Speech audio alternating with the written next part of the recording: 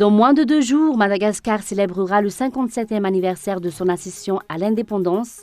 Qu'a-t-on fait de cette indépendance? Madagascar, qu'as-tu fait de ces 57 ans?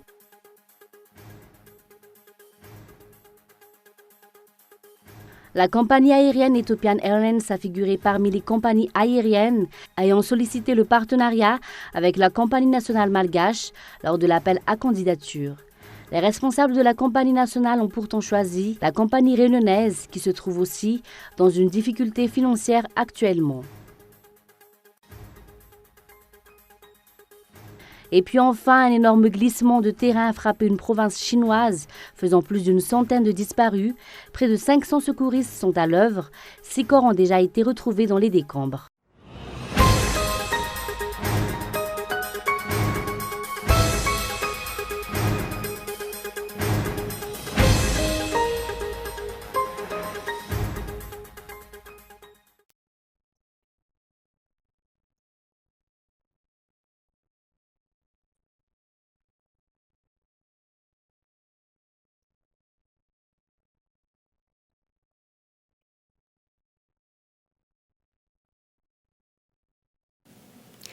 Bonsoir à tous et bienvenue dans ce journal. La page politique pour commencer. Dans moins de 2 jours, Madagascar célébrera le 57e anniversaire de son accession à l'indépendance. Qu'a-t-on fait de cette indépendance? Madagascar, qu'as-tu fait de ces 57 ans? Les détails dans l'éditorial de André Arson. 57 ans d'indépendance, comme à l'accoutumée, il aura le traditionnel défilé des forces armées qui fête aussi le 57e anniversaire de leur création. Comme d'habitude, il sera suivi du banquet au Palais d'État d'Iavlou. Comme il est d'usage, ce banquet sera précédé des différents discours des dirigeants chantant l'indépendance recouvrée et le développement en cours. Comme en pareille circonstance, la soirée sera illuminée par le traditionnel feu d'artifice pour faire vivre une ambiance de fête au peuple désabusé. Désabusé car après 57 ans d'indépendance, la situation socio-économique qui prévaut dans le pays continue à se dégrader. Peut-on parler d'indépendance quand le pays vit sous perfusion d'aide et d'assistance extérieure? Le pays devrait crouler sous les bénéfices de ses richesses naturelles et pourtant les dirigeants vont jusqu'à s'endetter auprès de banques privées étrangères pour subventionner certaines sociétés d'État. Indépendance et intérêt personnel semblent actuellement enchevêtrés. Les dirigeants sont-ils véritablement mus par un patriotisme dans leur action ou bien sont-ils tout simplement motivés par la quête d'intérêt personnel? La population qui ne voit jamais rien venir fait souvent le constat amer que dans toute cette histoire, elle est une laissée pour compte. Les dirigeants vont jusqu'à la délester de son seul moyen de subsistance, la terre, au profit d'intérêts étrangers et personnels. Une colonisation sous une autre forme semble en marche. Où se trouve l'indépendance? 57 années d'indépendance, les réalités sont là, criantes de vérité. La population est pauvre, tout le potentiel qui pourrait faire avancer le pays est bradé aux étrangers. La bonne gouvernance est un vain mot, l'état de droit n'existe pas. Le pays est un éternel assisté.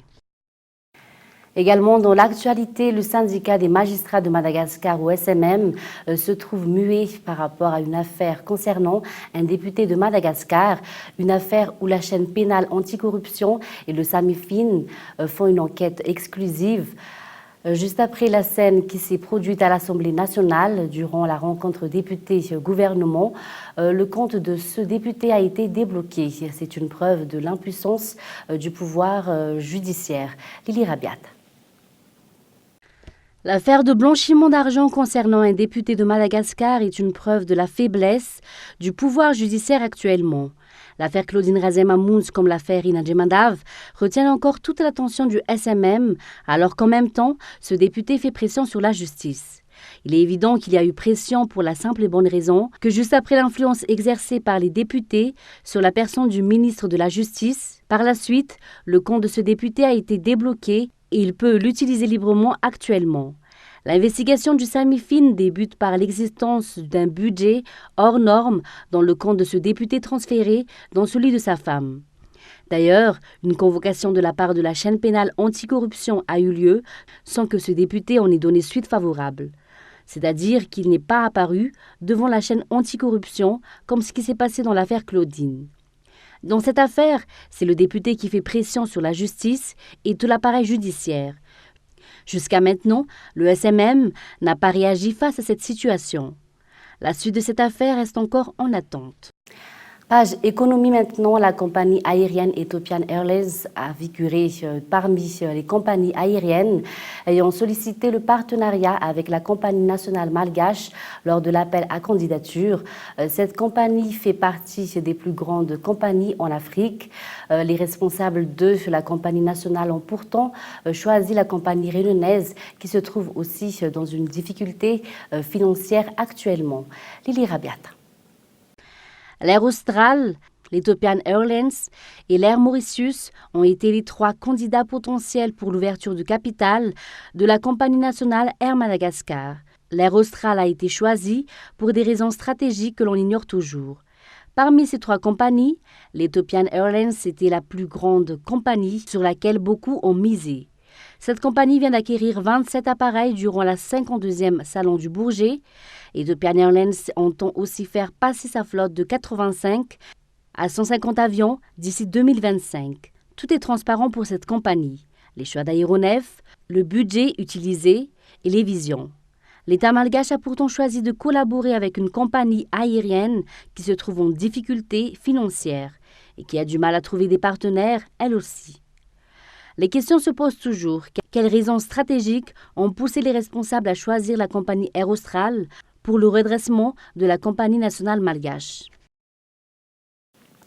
Et puis, suite à leur assemblée générale hier, l'Association des étudiants en médecine réclame l'augmentation de leur indemnité de stage journalier pour 5 000 arrières. Vu l'inflation actuelle, 1 200 arrières par jour ne suffit pas selon le président de l'Association des étudiants en médecine, ce qui les a poussés à réclamer cette augmentation. Cette indemnité est destinée généralement aux repas et aux frais de déplacement de ces étudiants. Par ailleurs, depuis 2007, aucune discussion sur cette indemnité de stage n'a eu lieu. Ces étudiants de la faculté de médecine d'Antananarive ont fait parvenir leurs revendications au président de la République, le Premier ministre, les 2 chefs de Parlement, au ministre de l'Enseignement supérieur, le ministre des Finances et du Budget et le ministre de la Santé publique, ainsi qu'aux responsables de l'université d'Antananarive. Toujours dans l'actualité, le concours Discoveria Mix organisé par Cool FM s'achèvera la semaine prochaine. Les 4 finalistes devront faire leurs preuves durant la finale qui se déroulera au club Atamen. Écoutons tout de suite les noms des participants qui accéderont à la finale. Alors, nous y sommes. Voici les noms des 4 finalistes. Si normalement on devait choisir 3 finalistes. Mais on a un cas d'ex-aequo, alors je vais citer les noms tout de suite. Alors nous avons Ralaz qui a accédé à la finale, donc félicitations à lui. On a aussi DJ Skrytix, Maël et DJ Nike de Madagascar. Félicitations à vous 4. Pour le cas d'ex-aequo, on a vraiment cogité, on a passé une nuit blanche pour choisir ces noms. Ça n'a pas été facile. Et pour ce qui est de la finale, ça va se tenir le 30 juin prochain au club à Tanmin. Donc ça commence à 22 h. Et le prix d'entrée, c'est à 5 000 arrières. Pour ceux qui veulent savoir, ça va être chaud parce que vous allez avoir une ambiance nightclub. Tout sera réel et les DJ participants, les finalistes, ils s'infiltreront dans la soirée. Donc chacun mixera un son de 15 minutes et le jury tranchera en fonction de cette prestation. Donc voilà comment ça va se passer. Passons maintenant à l'actualité internationale. Un énorme glissement de terrain a frappé une province chinoise faisant plus d'une centaine de disparus. Près de 500 secouristes sont à l'œuvre. 6 corps entiers ont déjà été retrouvés dans les décombres. France 24. Un village chinois englouti par la roche. Un pan de montagne s'est écroulé dans cette zone reculée du Sichuan, à l'est du Tibet, tout près d'un village touristique. Malgré les difficultés d'accès, des centaines de secouristes ont été envoyés sur place pour venir en aide aux habitants. D'après nos estimations, le glissement de terrain a emporté 3 millions de mètres cubes de roches sur son passage. Avant que les machines de déblaiement aient accès au site, nous avons dû déplacer les roches à la main pour des opérations de sauvetage, à l'endroit où nous avons découvert des survivants plus tôt. Plus d'une centaine de personnes sont encore portées disparues. C'est une course contre la montre pour les pelleteuses. Il faut évacuer des dizaines de tonnes de roches sur près de 2 kilomètres. Parmi les rescapés, un couple et son bébé, miraculeusement secourus et conduits à l'hôpital. Vers 5 heures du matin, le bébé pleurait. Je me suis levé pour le changer et j'ai entendu un bruit très fort. Quand je suis sorti, le vent et l'eau ont percuté la maison et j'ai été coincé sous les pierres dans la salle à manger. Ma femme et moi nous sommes lentement relevés du sol et avons attrapé le bébé pour nous échapper. D'après les autorités, c'est la pluie de ces derniers jours qui est à l'origine de la catastrophe. Un nouveau drame dans ce massif montagneux fragilisé par le terrible séisme de 2008. 87 000 personnes avaient alors été tuées dans la région de Wenchuan, à quelques dizaines de kilomètres de là. Et puis, près de 800 foyers ont dû évacuer leur logement dans le nord de Londres vendredi soir. Des travaux de sécurité contre les incendies doivent avoir lieu 9 jours après que l'incendie meurtrière qui a fait 79 morts. Les détails dans ce reportage de France 24. Ils n'ont eu que très peu de temps pour rassembler leurs affaires. Les habitants de cette tour du nord de Londres ont dû quitter leur logement précipitamment, au beau milieu de la soirée. Vendredi soir, la municipalité de Camden a décidé de faire évacuer d'urgence 5 immeubles du quartier pour raison de sécurité, à la grande surprise des résidents. Quelqu'un a appelé ma femme et lui a dit qu'il avait vu aux informations qu'il fallait qu'on évacue. Je suis en colère parce que les pompiers étaient là toute la journée. Pourquoi ne pas nous évacuer plus tôt ? En tout, 800 logements ont été évacués pour réaliser des travaux urgents. Une décision prise après une série de tests sur la sécurité incendie de ces tours, jugée insatisfaisant. En cause notamment le revêtement extérieur, le même que celui de la tour Grenfell, dont l'incendie dramatique il y a 10 jours a fait au moins 79 morts. Pour les autorités locales, l'évacuation est donc justifiée. Je sais que c'est difficile, mais l'incendie de Grenfell a tout changé et on ne peut pas se permettre de prendre de risques. L'important, c'est de mettre les gens en sécurité. Les travaux devraient durer de 2 à 4 semaines. Pendant ce temps, les habitants seront tous relogés. Un bref rappel des titres pour terminer. Dans moins de 2 jours, Madagascar célébrera le 57e anniversaire de son accession à l'indépendance. Qu'a-t-on fait de cette indépendance? Madagascar, qu'as-tu fait de ces 57 ans? Vous avez suivi les détails dans l'éditorial de André Arson. Et puis la compagnie aérienne Ethiopian Airlines a figuré parmi les compagnies aériennes ayant sollicité le partenariat avec la compagnie nationale malgache. Les responsables de la compagnie nationale ont pourtant choisi la compagnie réunionnaise qui se trouve aussi dans une difficulté financière actuellement. Et enfin, un énorme glissement de terrain a frappé une province chinoise faisant plus d'une centaine de disparus.